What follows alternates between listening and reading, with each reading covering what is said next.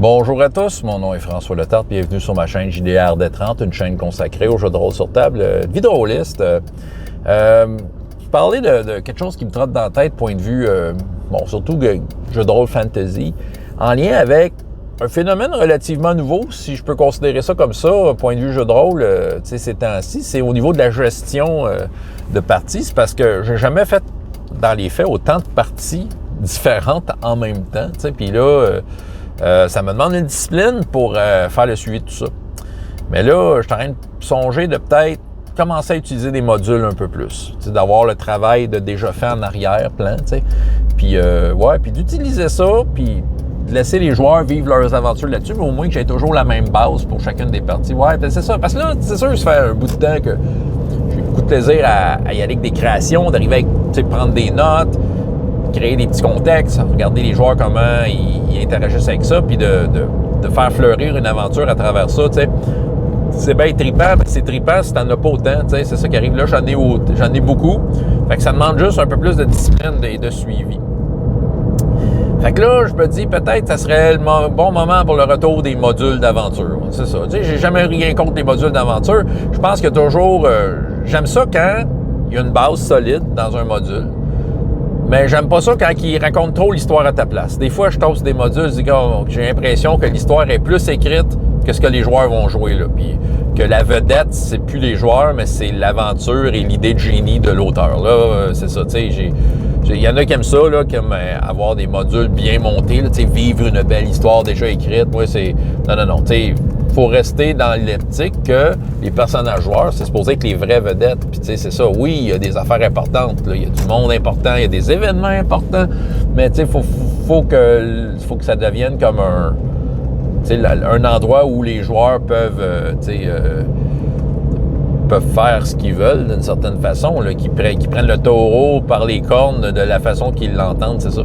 Fait que c'est ça. Fait que, tu sais, je vais vous parler un peu des modules d'aventure. C'est déjà inspiré par les jeunesses. C'est sûr que ces temps-ci, j'en ai fait un peu l'expérience. En fait, j'ai commencé... tu sais, je faisais déjà des one-page dungeons, des trucs de même, mais c'est pas des gros modules. Mais bon, tu sais, c'était déjà une base avec une map, puis... c'est le pourquoi qu'elle est là, la map, puis tu sais, ce qu'il y a dedans. Ça, je faisais ça.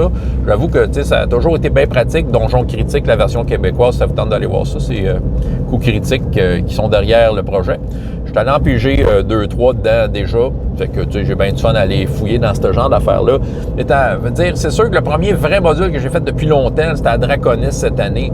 Le module, l'aventure qu'il y avait dans le livre de base de Métamorphosis Alpha 5e édition, OK? Que j'ai pu faire. Puis j'ai bien du fun, parce que justement, ça me donnait un contexte, puis j'essayais de mettre, de mettre l'emphase sur les actions des personnages joueurs. Donc, c'est sûr, c'était un one-shot. On a, tu sais, dans le fond, on a fait ça vite fait, bien fait, mais c'est ça. Mais après ça, pour le secondaire, ben là, c'est ça, j'ai sorti d'un Casus Belli une aventure qui s'appelle Les Bastos. Je vous en parle des fois ces temps-ci. Puis sur deux groupes différents qui vivent des aventures complètement dans des contextes différents. Mais j'ai pris le même module. Tu sais, ça, là, c'est ça. J'apprécie le fait que, tu sais, la map est faite, il y a comme une logique du pourquoi, du comment qui est là. C'est au personnage de voir de quelle façon il navigue là-dedans. Dans les deux cas, ben, j'ai changé des éléments pour fitter là où est-ce qu'il était. Tu sais, j'ai changé le type de monstre et tout ça. Mais il y a beaucoup de similitudes, ce qui fait que d'une aventure à l'autre, ben moi, c'est facile de me replonger dedans. En tout cas, je trouve qu'il y avait de quoi de bien pratique. Tu sais, autrement dit, d'avoir un travail de meneur de jeu de déjà fait d'avance. C'est quelque chose qui a été réfléchi. Un jeu de rôle, puis là, je sais que je vais faire briller des yeux qui me regardent, là, mais un jeu de rôle que je sais que je vais y aller probablement qu'exclusivement qu'avec des aventures déjà écrites, c'est un projet de vie, là. Peut-être un projet de retraite, mais c'est Elric Stormbringer. Tu sais, parce que c'est un univers que j'adore, c'est un contexte basé sur une fiction qui existe. J'ai envie de vivre des aventures là-dedans. Puis j'ai surtout envie de profiter du travail de gens qui se sont arrêtés à essayer d'inventer de quoi en ayant en tête la fiction. Tout ça. Du monde qui possiblement en savent beaucoup plus que moi sur cette série-là. Ce qui fait que je profiterais de leur travail et ça me permettrait d'être en harmonie, tu sais, avec l'univers. Puis j'en ai beaucoup de ça. Dans les Casus Belli, il en sortait plein, tu sais, j'en ai quand même une couple. J'ai des trucs du commerce, autant en anglais qu'en français. Tu sais, c'est ça. Fait que, tu sais, moi j'ai juste à aller piger, puis de gang, j'ai une aventure qui embarque, puis tout ça. Puis, tu sais, puis d'essayer de trouver comme peut-être un lien que chacun des personnages ait leur propre quête à eux aussi. Il y a un peu de ça, Stormbringer, Elric, c'est si on veut y aller avec un peu avec comment ça se passe dans les romans, ben c'est que Elric, à travers différentes aventures, ben il y a un petit peu une recherche de la vérité là, par rapport à plein d'affaires. Donc c'est ça. Star Wars, j'avoue que si j'en ferais du D6 sérieusement, probablement je revisiterais tous les modules de West End Games. J'ai quasiment tous les modules de la première édition, sérieux. Puis les modules de la première édition, c'est ça qui était le fun, c'est que les auteurs qui faisaient ça, ils capturaient l'ambiance de la première trilogie, parce qu'à l'époque, c'était rien que ça qu'il y avait. Il n'y avait pas d'autre chose. C'était la première trilogie. Fait que, je pense qu'ils ont capturé l'ambiance et tout ça.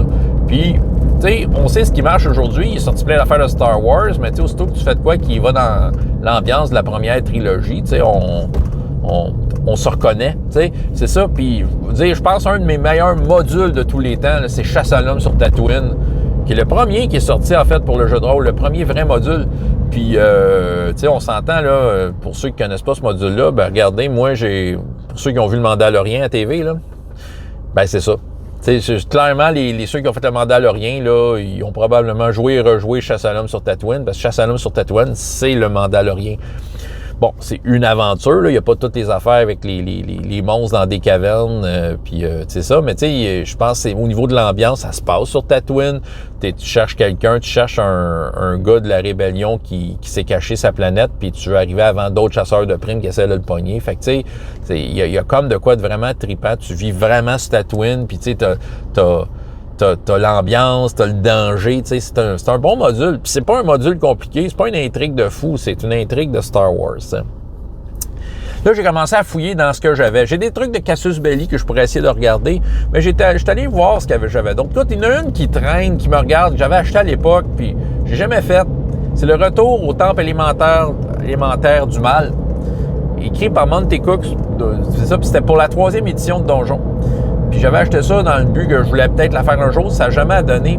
J'avoue que cette aventure-là me regarde du coin de l'œil. Je ne la ferais pas avec des ados parce qu'elle est vraiment... C'est une grosse aventure. C'est un méga donjon là, qui se trouve être la suite du module classique du même nom que j'ai jamais fait, mais je sais que c'est un classique. Puis, tu sais, moi, je vais vous dire, là, j'ai comme mon désir secret, là. Je la ferais avec la 3e édition straight, même pas 3.5, parce que ça a été pensé pour ça. C'est juste le trip de dire, OK, cette aventure-là a été pensée pour la 3e édition, fait que j'aimerais ça vivre ce module-là en 3e édition, straight people, là, tu sais, puis on essaye ça. Un jour, peut-être que ça va se faire, qui sait. Qu'est-ce que j'ai dans mes modules déjà achetés? Écoute, ben, c'est ça, il y en a un qui OK, j'ai des trucs de défis fantastiques, soit dit en passant. C'est quand même bien écrit, mais je trouve que, je trouve que pour mon goût à moi, je trouve que c'est un peu trop scripté. C'est ça, tu sais, quand je disais que des fois, j'ai l'impression que l'histoire qui est racontée déjà est déjà, on dirait qu'on essaie de faire une histoire plus intéressante que ce que les joueurs vont faire dedans. T'sais, autrement dit, les joueurs vont comme vivre cette aventure-là. Je suis pas trop là-dedans, c'est ça. Mais là, je suis bien excité parce que, par contre, il y a de quoi d'un peu plus sandbox qui est sorti il y a 2 semaines. C'est La Citadelle du Chaos en anglais, qui est la reprise du contexte du livre dont vous êtes le héros du même nom. Mais je trouve que celle-là, ça m'appellerait, il y aurait de quoi d'un peu sandbox, tu sais, à aller explorer cette place-là, puis tu sais, de fixer un objectif là-dedans. Ça, tu vois, ça m'appellerait parce que c'est un contexte solide. Puis évidemment, bon, c'est quelque chose de nostalgique, là, tu sais, c'est bon. Mais reste que c'est ça. Puis là, sinon, mais c'est ça, là, j'avais reçu, un moment donné, une boîte cadeau de quelqu'un qui avait Empire Galactique, un vieux jeu de rôle de science-fiction, mais que dedans, il m'avait laissé un module qui avait pogné de même. Ça s'appelle The Troll God. J'ai regardé ça hier. Premièrement, bon, c'est dur à lire parce que c'est de la mise en page des années 2000. C'était pour Donjon 3e édition. Puis, tu sais, genre 3 colonnes en noir et blanc. Puis là, t'as des bouts en italique à lire aux joueurs. T'as des bouts pas en italique. Puis là, t'as un stat block qui arrive, qui est gros de même. Bon, OK. Reste que j'ai quand même feuilleté. J'ai pris le temps de dire, qu'est-ce que ça raconte? Qu'est-ce que c'est supposé raconter? Bon, il y a des maps de donjon, tout ça. Puis je trouve le contexte intéressant. Puis je me dis, probablement, je pourrais y aller avec celle-là parce que je vais essayer de vous l'expliquer en peu de mots. C'est qu'en fait, il y a des trolls qui prient un dieu du chaos. Puis ils font des offrandes, ils font des sacrifices. C'est qui envoie des sacrifices? Ils s'envoient eux-mêmes en sacrifice, des trolls. Fait qu'ils se mutilent, tout ça, puis ils font ça, puis après ça, ils se régénèrent. Moi, je trouve ça intéressant. Juste ça, ça m'a vendu à l'idée. T'sais. Après ça, j'essaie de voir un peu comment la map est faite, essayer de voir comment je pourrais déconstruire un peu le module pour voir qu'est-ce qui serait intéressant à faire. Mais au moins, ça me donnerait un plancher. Tu sais, c'est ça. Je verrai si c'est celle-là. Là. Disons que c'est plus que ce que j'ai vu hier, mais ça pourrait me donner un plancher de base sur lequel travailler. Puis je pourrais, si j'ai plusieurs groupes en même temps, ce qui est possible qui arrive comme c'est là, ben, tu sais, dire, OK, on fait, cette année, on fait Troll God, puis, tu sais, on essaye chacun à sa façon, selon son contexte, de vivre sa propre aventure là-dedans. C'est ça que je veux. Fait que c'est ça. Sinon, je sais qu'il y a des générateurs d'aventures, des tables aléatoires qui pourraient être très intéressantes. Je dirais que peut-être mon problème que j'ai avec ça, c'est juste qu'après, faut que je sois quand même discipliné puis prendre toutes sortes de notes par rapport à ce qui s'est passé. Fait que, tu sais, ça fait en sorte que ce serait toutes des aventures différentes.